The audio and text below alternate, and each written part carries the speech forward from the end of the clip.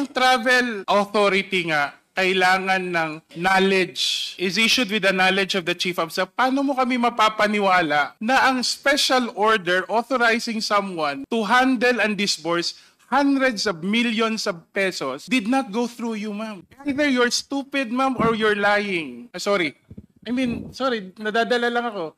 Diba? This is an SDO designation, and now we've come to know that they use almost 500 million pesos.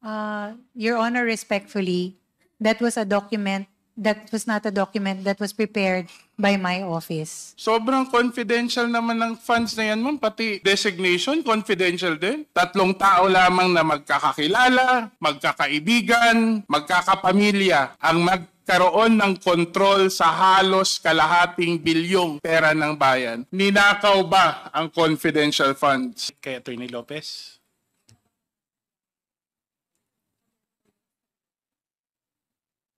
Atty. Lopez, kumusta po kayo? My back hurts, Your Honor. May katanungan lang po ako, Mr. Chair, Atty. Lopez. Una po, natanong na po ito kanina ni Kong ako, pero ulitin ko lang po for the record. Personal niyo pong kakilala si Ginang Gina Acosta? Personally? Yes, Your Honor. Matagal niyo na po ba siyang kakilala? Kakilala ko po siya dahil she also was with the city government of Davao. Sa anong kapasidad po siya konektado sa city government of Davao? She was with the city budget office, I understand, Your Honor. At that time, you were city administrator. Matagal niyo na po ba siyang kakilala? Professionally, yes, Your Honor, matagal na po. So, sa tingin niyo po, pagkakaalam niyo po, paano kaya napili si Ginang Acosta bilang SDO? Kasi I'm sure there must be a reason for you to have chosen her from Davao LGU and bring her to the office of the Vice President. Your Honor, I did not choose her as SDO. I mean, to your knowledge, why was she chosen? I'm sure it was intimated to sa inyo bilang Chief of Staff, having supervision. No, Your Honor, it was not at all intimated. So it was to not me. your decision to choose her as SDO? I was not the one, Your Honor, for the record, to designate Ms. Acosta. Were you ever consulted or asked whether she is the best person to be selected as designated as SDO? No, Your Honor, I was not consulted. Whose decision was it to make her SDO? The person who the designating officer was the head of agency, Your Honor. In this case, is the Vice President, correct? Yes, Your Honor. So are you saying for the record that it was the Vice President who personally chose Gina Acosta to be the special disbursing officer for the confidential funds in the office of the Vice President? Yes or no? Yes, Your Honor. Yes. That was the designation. Naalala niyo po ba anong plantilla position ni Ginang Acosta? For the moment, let me confer with the Okay. Your Honor, Ms. Acosta is Vice Presidential Officer, Staff Officer 6. Okay. Salary grade? Mr. Chair? Salary grade 24. Sa iyong pagkakakilala, meron bang experience o qualification si Ginang Acosta para maging SDO ng VP? Sakasali lang to give us, you're the closest to the Vice President in the room right now. So just to have an understanding of whether the Vice President saw something in Gina Acosta for her to be qualified as SDO. Your Honor, I cannot answer for the Vice President. But do you think, that's why I'm asking, sa inyong pagkakaalam, sa inyong pagkakakilala sa kanya, meron bang experience o qualification si Ginang Acosta na sa tingin niyo po dapat sa kanya maging SDO? I'm sure as head of office, I mean as Chief of Staff. I can only answer, Your Honor, for the functions that she does for the office of the Chief of Staff, not as SDO. So you never had any control over her as SDO? None, Your Honor. Eto po, dati ho kayong city administrator. That When is- you were city administrator, may confidential funds din po ang city government of Davao. yes, That Your is Honor. on record, di ba? Yes, that was Okay. presented also this morning, a while ago. Para lang ma-refresh ang memory ng ating mga miyembro ng komite at ng taong bayan, ano po bang SDO? Anong qualifications ng SDO po, ma'am? Sa inyong pagkakaalam po. Your Honor, I have no idea what are the qualifications, but maybe the finance cluster because Can we ask the Treasury to give us Mr. Chair? Just to refresh our memory or Attorney. our understanding. Sino ba Attorney to? Sanchez. Attorney Sanchez? Would you know? Mr. Chair, based on the circular, wala pong specific qualifications na indicated. But based also on the circular, there are duties to be performed by the SDO. So the SDO to be appointed should be able to have the qualifications to perform the duties indicated in the circular. At kasama po dito, attorney, yung tinatawag nating trust and confidence. Yes, Mr. Chair, that is not, although that is not indicated in the circular. In practice, it is. Yes, Mr. Chair. But would you also understand that trust and confidence, would you also agree that trust and confidence need to be balanced with accountability at, of course, the competence to be able to carry out the function? Yes, Mr. Chair. Dito, pangalawang tanong po, balik ako kay Attorney Lopez. Kilala niyo po ba si Edward Fajarda? kilala ko po, Your Honor. Matagal niyo po ba siyang kakilala, ma'am? Hindi po. Paano niyo po siya nakilala? I only know Mr. Fajarda as the spouse of Attorney Sunshine Fajarda. So hindi niyo may alam po ba kayo kung paano napili si Edward Fajarda bilang SDO? Hindi, I have no personal knowledge, Your Honor.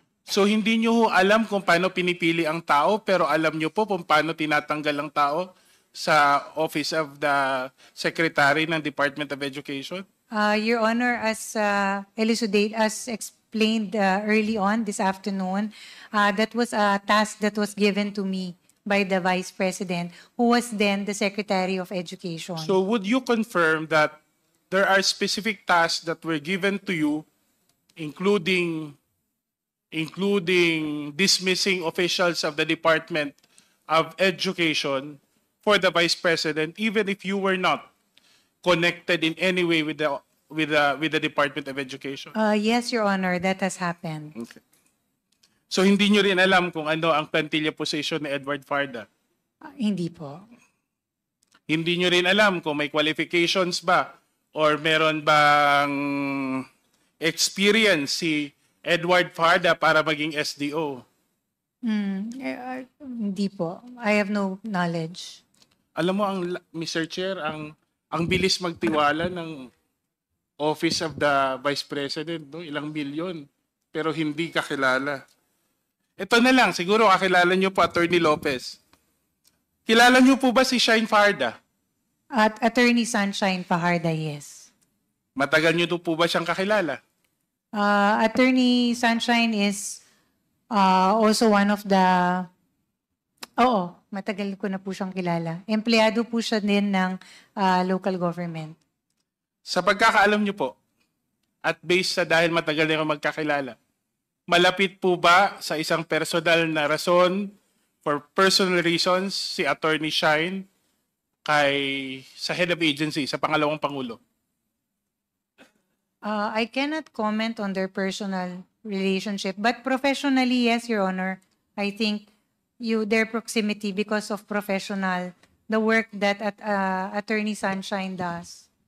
Alam nyo ho, ang tinitignan ko po dito, Attorney Lopez, kanina nyo po sinasabi na compartmentalized madalas ang instructions ng pangalawang Pangulo. Tama po ba? Kanina, mula kahapon, kanina nakita ko sa social media, merong mga kumakalat na screenshots na di umano humihingi si Edward Farda ng mga personal bank account ng mga division superintendents. Ewan ko kung nakita nyo na. Allegedly, para may ibibigay, ipapadala silang pera sa kanila. Hindi ko verified. Nakita ko lang nandun yung pangalan niya, nandun yung discussion. Saka-sakali lang, may alam po ba kayo dito? Wala po, Your Honor. I am not aware of that. Is that a text? Chat group discussion. No, Your Honor, I'm not aware. Sa tingin nyo po, sa inyong pagkakakilala, si Edward man or si Sunshine Fajarda gagawin ang naturang instruction na magbigay ng instruction sa mga division superintendents?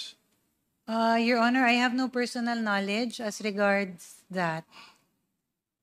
Ay, hindi ko po nakatrabaho si Mr. Fajarda. Pero ano po ang posisyon niyo ni Mr. Fajarda at the moment?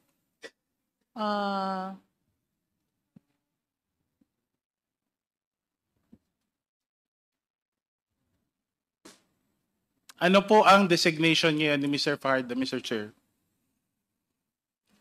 Maybe we can have Director Lin confirm this, ma'am. Sir, for a moment. Hindi ba silang dalawa ngayon ulit ay mula sa Department of Education nandun na ulit sa nilipat sa Office of the Vice President? Tama po ba? Yes, Your Honor. So hindi nyo masasabi dapat na hindi nyo nakatrabaho ang dalawa kasi kayo po ang Chief of Staff ng... Si Attorney Sunshine, Your Honor, is one of our directors. Okay. But Mr. Fajarda has no direct dealing with my office, Your Honor. So hindi ko pa siya literally nakakatrabaho.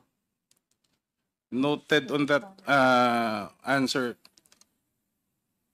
GSD. Nung mga naunang pagdinig, Attorney Lopez, ngayon po, ibabalik ko lang po yung mga sagot po ninyo. Na-confirm po ninyo, nakilala nyo si Gina Acosta, tama po ba? Yes. Kilala nyo si Sunshine Yes. Fajardo? Fajarda. Fajarda? Yes, Si yes. Edward Fajarda. Yes. Magkakakilala ang tatlong tao na tanging may hawak ng confidential funds both ng Office of the Vice President at ng DepEd. Tama po ba? Yes, Your Honor. So ulitin ko lang para sa kalinawan ng lahat, kino-confirm nyo na magkakakilala itong tatlong tao na may control or discretion sa disbursement ng confidential funds ng OVP at ng Department of Education. Your Honor, Mr. Chair, given that we're all working in the same office, it is safe to assume, Your Honor, na magkakakilala na po sila. But would you also confirm na magkakakilala sila even before when they were assigned or they were employed by either the Office of the Vice President or the Department of Education? I cannot confirm that, Your Honor. Pero sinabi niyo pa lang po, ma'am, na kanina na pareho silang nagtrabaho sa City Government of Davao. Yes, Your Honor. Si Sunshine at saka si Ma'am Gina siguro at one point nagkita kasi galing po sila sa Davao. At malamang naman siguro magkakilala si Sunshine at si Edward kasi mag-asawa po sila. Opo. Okay. Pero as regards Gina and Mr. Edward, I'm not sure. But Gina and Sunshine, Attorney Sunshine, At ang yes. pang-apat na tao na nakakakilala sa kanilang tatlo ay kayo po, di po ba? Yes, kilala ko po sila. Maliban po din sa Vice Presidente po. Tama po ba? Yes, Your Honor. Masasabi ba natin na kasi hindi ho birong halaga yung pinag-uusapan natin sa disbursement ng confidential funds. At kahit ho kayo, inamin nyo po at paulit-ulit yung sinasabi na kayo po ay walang alam sa detalye ng disbursement. Tama po ba? That is correct, Your Honor. So ibig sabihin kung ano mang instruction sa disbursement na binigay sa dalawang SDO ay nanggaling lamang sa pangalawang Pangulo. Tama po ba? Your Honor, I have no personal knowledge kung saan galing yung kanilang instruction. So, ibig I can- sabihin, kasi ganito yun, ma'am, Mr. Chair. If it's not coming from you, where is it coming from? Your Honor, I can only answer for myself. It is not coming But from you me. were chief of staff, ma'am. I was a chief of staff. Di ba? Lahat ng nangyayari, hindi pwedeng, minsan niya, ikaw pang nag-i-initial, lahat ng pipirma ng principal. Di ba? And I'd like to believe, because the designation of a special disbursing officer requires the payment of fidelity bonds. Procedurally, such designation should have come under your supervision. Tama po ba, ma'am? No, Honor, the matter of fidelity bonds, I think it went through the finance cluster. But of course, who would have endorsed it to them? You mean si Finance Cluster, ginawa lang nila on their own volition?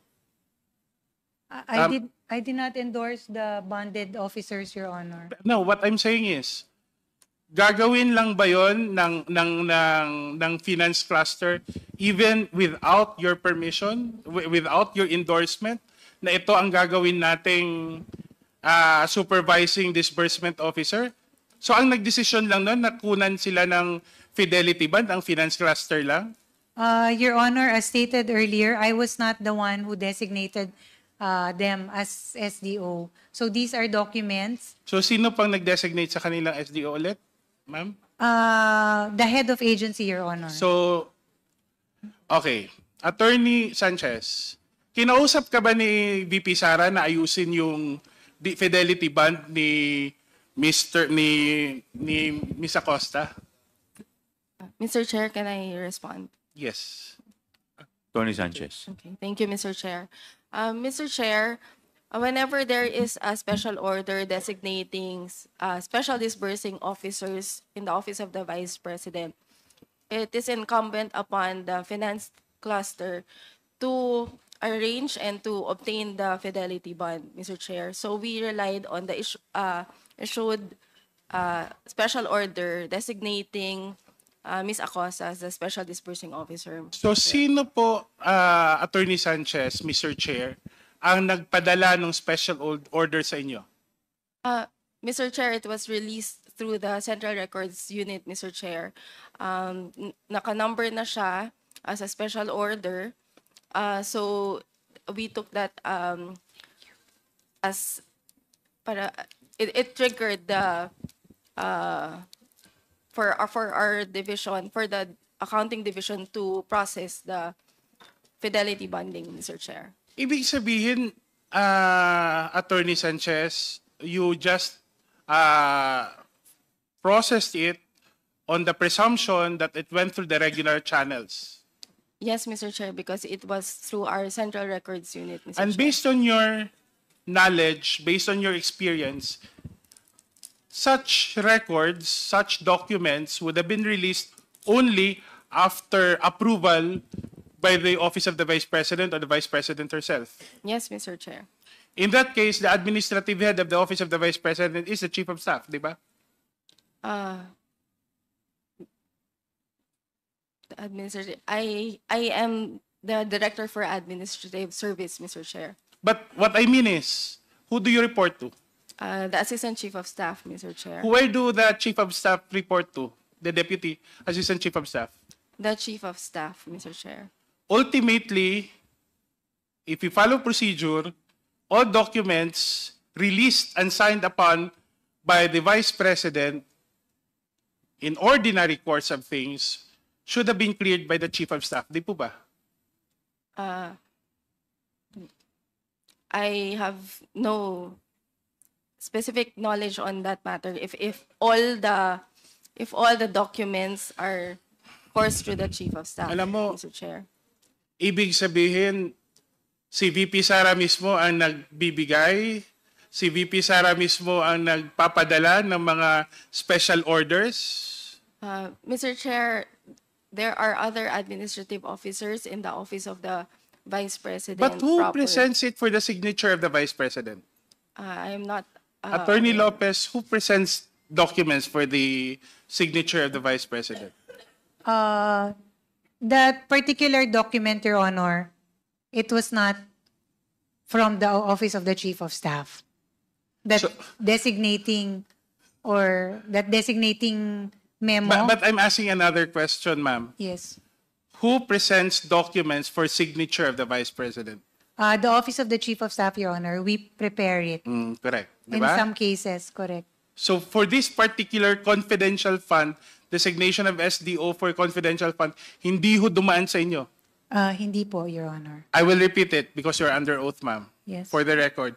You did not present the document for the signature of the Vice President. Yes, Your Honor. You did not prepare the document designating the SDO of the Office of the Vice President. No, Your Honor, I did not. Have you subpoenaed, Mr. Chair, the copy of the special order? Because it should contain the initial underneath the signature. Because if we have not, I would like to move that we request for a copy of the special order. Because otherwise, Mr. Chair, I would be worried that somebody would be given the authority to disburse hundreds of millions of pesos and not have to go through ordinary processes. Kahit nga travel order, kailangan initialan ng Chief of Staff eh. Travel order lang yun. Your Honor, may I answer? Please, Attorney Lopez. Mr. Chair, yes. As mentioned, the matter of travel orders, there are only certain travel orders that I sign because there's a delegation of authority But in our nonetheless, office. Madam Attorney Lopez, nonetheless, those delegation has been arranged with your agreement or with at least with your facilitation. Yes. So you cannot claim that delegation is proper here, di ba? Kasi ultimately, even the act of delegating has to be discussed with you.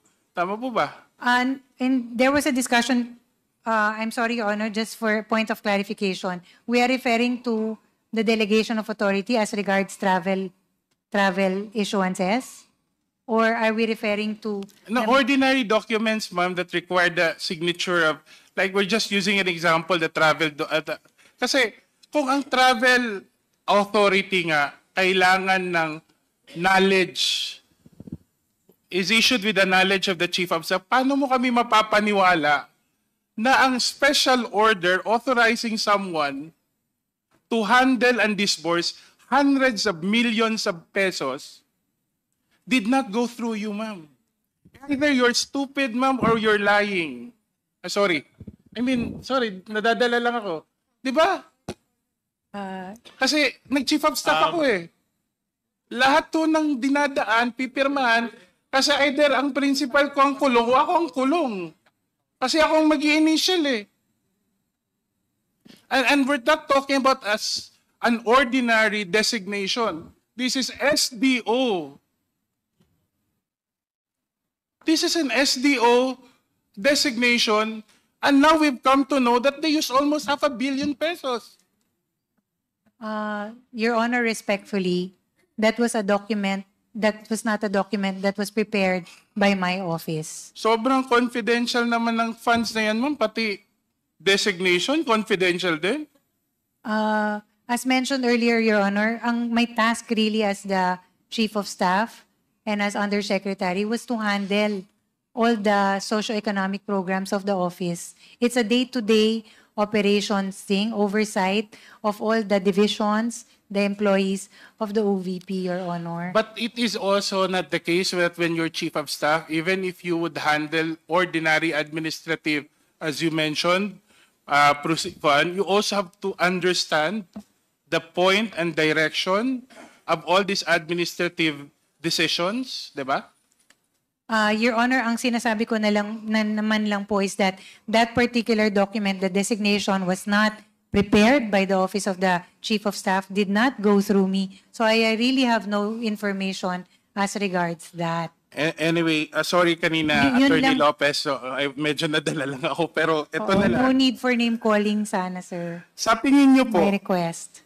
ang tatlong individual na to, na mention kanina, Attorney Lopez, Si Fajarda, si Sunshine, si Edward, at si Gina Acosta. Kikilos ba ng mga to? Kasi sabi mo walang instruction from you. Sa inyong pagkakakilala sa kanila, kikilos ba sila? Gagawa ba sila ng kahit anong hakbang na walang instruction mula sa inyo o sa pangalawang Pangulo? I can only answer for Miss Gina Acosta, Your Honor, because she is under the Office of the Chief of Staff doing certain tasks. Will she work without the Vice President's instructions? As regards, I cannot say, Your Honor, because I am really Okay, not I part will of- qualify I will revise the question. Should she act without kasi wala ka naman out of the picture ka. In your estimation as Chief of Staff, should she act without the instruction of the Vice President? Kasi kung hindi ka rin kasama, baka si Gina Fajardo talaga ang nagtago nung nag-disburse lang, kanya lang, di ba? Your Honor, given that she was designated as an SDO, she will get her instructions from the one who designated her as a SDO. Okay. Hindi ko ako abogado, ma'am, pero ang sagot niyo po, abogado talaga. Ano? Ito na lang. Kikilos ba, gagalaw ba si Ginang Acosta ng dapat bang gumalaw o kumilos o magdesisyon si Ginang Acosta na walang pahintulot o instructions mula sa pangalawang Pangulo? Hindi po. Tama. Salamat po for that answer. Pwede ba nating masabi,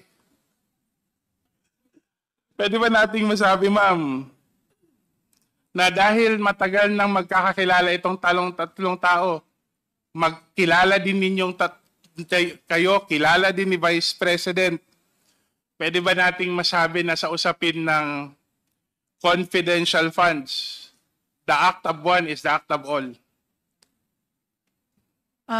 Your Honor, as I mentioned, I can only answer for myself. No, I am not privy to anything as regards the disbursement, utilization of the confidential funds. Ma'am, kung hindi po kayo privy sa utilization ng confidential funds, paano nyo po ma-establish yung boundaries ng liquidation at kayo pa po ang nagsulat sa Commission on Audit tungkol dito? Oo. As I mentioned earlier, Your Honor, these were documents and attachments presented and prepared by Mr. Lemuel Ortonio.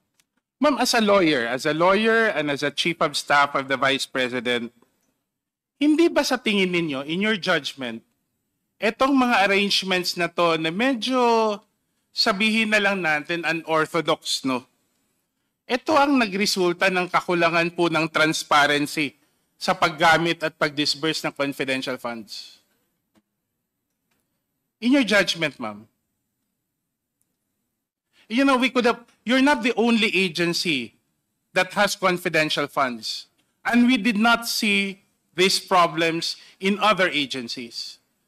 But can you at least acknowledge that all this trying to find ways of compartmentalizing, of skirting procedure, have contributed to, at least na lang, ma'am, to that impression that there is a lack of transparency in the disbursement of confidential funds, that you could have done better in the use of confidential funds? Your Honor, Mr. Chair, that is the case and the situation in the Office of the Vice President, Your Honor. There are things that I am not privy to.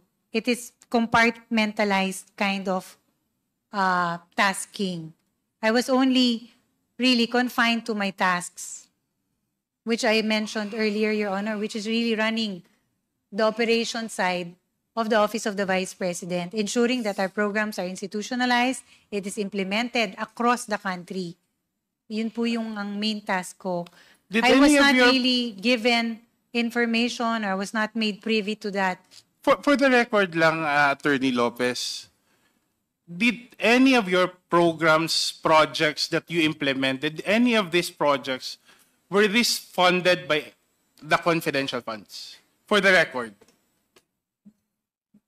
Your Honor, no. There is a budget allotted for our socioeconomic Klaro yun, Mama. programs. So, lahat yun, walang serbisyo sa bayan. Walang serbisyo, walang social service na napondohan galing sa 600 billion or 500 billion ba, o 500 million ba, na na-assign sa confidential funds. None, Your Honor, because all our projects have allotted, all our socioeconomic programs have different allotments Correct. in the budget. Kasi regular item yon sa office, di ba? So itong 600 million or 500 million in the case of the OBP were for items that were never part of assistance programs, nothing to do with helping the people. Tama po ba? None, Your Honor, for a regular program. Thank you for that clarification, Attorney Lopez. Mr. Chair, kanina pa sinasabi paulit-ulit ni Attorney Lopez na compartmentalized ang trabaho ng Office of the Vice President at mga nasabing tao na pinangalanan natin. Hindi niya alam ang detalye ng disbursement ng mga confidential funds. Ngunit hindi natin makakaila na merong klarong koneksyon ang mga katauhan na in charge sa paggamit at pag-disburse ng confidential funds na posibleng maging rason o dahilan ng kakulangan ng accountability sa usaping ito. 3 tao lamang, Mr. Chair, 3 tao lamang na magkakakilala, magkakaibigan, magkakapamilya ang magkaroon ng kontrol sa halos kalahating bilyong pera ng bayan. Ulitin ko lang ho, Mr. Chair, para mag-sink in po sa ating mga resource person at mga members ng committee.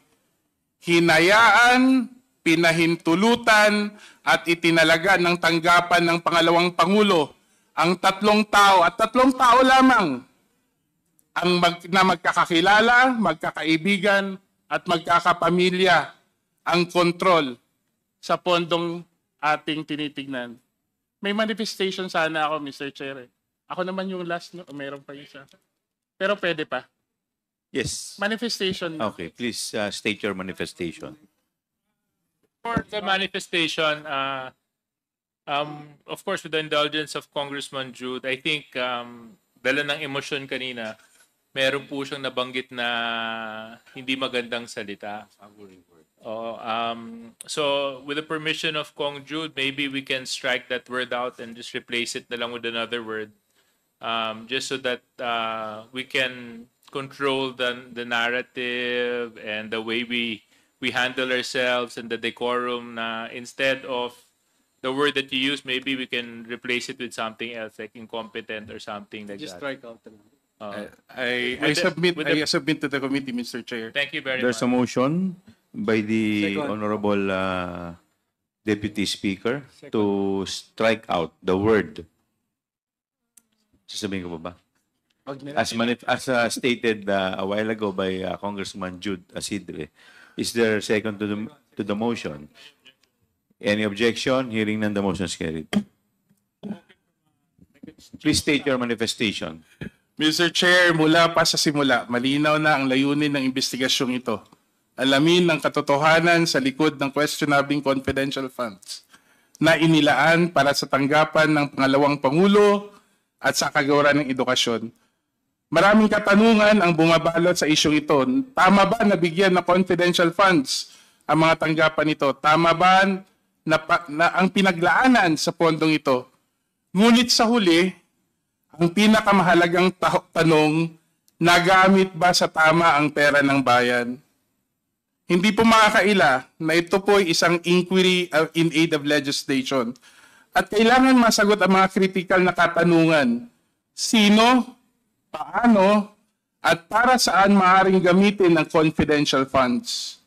Subalit sa halip na malinawagan, mas dumami pa ang ating mga agam-agam. Bakit tila magkakaiba ang mga pahayag ng iba't ibang ahensya tungkol sa paggamit ng confidential funds, lalong-lalo na sa Youth Leadership Summit? Bakit hinayaan ng Commission ng Audit na tanggapin ang mga questionable dokumento para sa liquidation ng pondo? At higit sa lahat, ito ang tanong ng bayan, sino nga ba si Mary Rose Piatos? Mary Grace Piatos? Ang mga tanong na ito ay hindi maaaring ipagwalang bahala. Ang bawat isa ay naglalatag ng mas malalim na isyu. Naaayon ba talaga sa batas ang paggamit ng confidential funds? At kung hindi, ninakaw ba ang confidential funds? Sa isang nakaraang pagdinig, sinabi ni Attorney Mike Poa, mismong dating Chief of Staff at tapagsalita ng dalawang Pangulo, na 3 tao lamang ang may kabatiran kung paano ginamit ang confidential funds. Ang mga Special Disbursement Officers, sila Gina Acosta ng OVP, Edward Fajarda ng DepEd, si Attorney Zulaika Lopez, ang Chief of Staff, at syempre ang mismong pangalawang Pangulo. Tanging sila at sila lamang ang maaaring makakapagbigay linaw sa usaping ito. Ngunit ano ang naging tugon sa paanyaya ng committee ito? Maliban kay Attorney Lopez na kasama natin ngayon, tumanggi silang humarap sa committee ito. Minsan mayroong dumating, pero hindi man lamang nagnasang manumpa na magsabi ng katotohanan. Ang iba pilit nagtatago at iniiwasan ang ating pagdinig. Sa halip, iniwan nilang harapin ang mga tanong ng mga career officials, mga lingkod bayan, na based sa sinabi nila nung nakaraang pagdinig, wala silang kinalaman o direktang kaalaman sa paggamit ng confidential funds. Alam mo, last hearing pa po, Mr. Chair, ito po ay aking napansin at napakasakit isipin na iniwan ang mga lingkod bayan na ating mga career officials na magpaliwanag ng pondong hindi nila nakita ni hindi nila nagamit. Parang naiwan sa ere ang ating mga career officials na halos buong buhay na nila ay nilaan sa paglilingkod bayan. Ang tanong, bakit? Ano ang kinakatakutan ng mga opisyal na may direktang kaalaman dito? Hindi ko maiwasang isipin kung ganito ba kababa ang tingin o ang trato ng naturang head of agency sa mga career officials sa kanilang ahensya. O di kaya sa tingin ba nila, hindi karapat-dapat na malaman ng taong bayan ang katotohanan. Nitong nakaraang pagdinig na tanong ko po sa ating mga panauhin, ating mga career officials, at nandito po sila at sinang-ayunan nila ako, na kahit ano pa ang kanilang pagnanais at pagsisikap na sundin ng mga batas at alituntunin sa tamang paggamit ng pera ng bayan, mananaig pa rin din sa huli ang patnubay at desisyon ng mga nakakataas at sa puntong ito ang mismong pangalawang Pangulo ng ating bansa. Ang bawat piso ng confidential funds, Mr. Chair, ay pera ng bayan. Ang patuloy na pag-iwas at pagtangging humarap sa mga sanay may kinalaman at may tungkulin sa pondong ito, sa komiting ito, ay isang insulto sa mandato nilang maglingkod ng may katapatan. Hindi po biro ang halagang pinag-uusapan natin dito. Lampas kalahating bilyong piso. Ang 150 million confidential fund ng DepEd, halimbawa, ay tila walang malinaw na plano kung paano ito gagamitin at walang konkretong dokumento o ebidensya kung paano ito ginastos. Kung ginamit ito ayon sa mandato ng DepEd, sana'y nakabili na tayo ng 150,000 na armchair, 3 milyong libro, o 4,286 na laptops para sa ating mga guro at mag-aaral. Ngunit hindi ito ang nangyari. Sa halip, patuloy ang pananahimik, patuloy ang pag-iwas, patuloy ang kawalang respeto sa hangarin ng komiting ito na alamin ang katotohanan. Sa halip na sagutin ang mga tanong ng sambayanan, mas pinili nilang talikuran ang kanilang sinumpang tungkulin, ang pangalaga ng pera ng bayan. Hinihikayat ko, Mr. Chair, na kahit minsan hindi natin nakukuha ang mga tanong, ang mga sagot na gusto nating malaman sa ating mga resource person, ay wag ho tayong tumigil, wag ho tayong mapagod hanggang mailabas sa katotohanan at magkaroon ng kasagutan ang mga tanong ng sambayanan na nanatiling matalim at mariin. Nasaan na po ang confidential funds? Sino po si Mary Grace Piatos? At higit sa lahat, sino po ang nagnakaw ng pera ng bayan? Maraming salamat po.